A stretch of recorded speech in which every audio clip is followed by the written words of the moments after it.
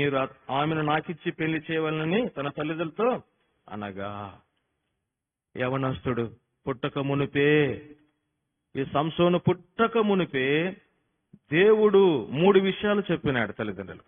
ఒకటి, ప్రత్యేకంగా ఈ బిడ్డను పెంచాలి. రెండవది, గొప్ప శక్తిని, నాజీరుత్వమును ఆయనకి ఇవ్వబోతా ఉన్నా. మూడవది, ఫిలిష్తీయుల చేతిలో ఉన్న నా ప్రజలను ఈ సంసోను విడిపించాడు. పుట్టక మునిపే దేవుడు తల్లిదండ్రులకు ఇచ్చినటువంటి మాటలు. కాబట్టి ఆ కారణాన్ని బట్టి ఆ కుమారుణ్ణి వారు భక్తి శ్రద్ధలతో పెంచుతూ వచ్చినారు. బాలుడుగా తయారైపోయి యవనస్తుడుగా అయిపోయినాడు. యవనస్తుడు అయిపోయిన తర్వాత ఆలోచనలు వేరుగా ఉంటాయి కదా. చిన్నప్పుడు తల్లిదండ్రుల మీద ఆధారపడతాం. కొంచెం అయిపోయినప్పటికీ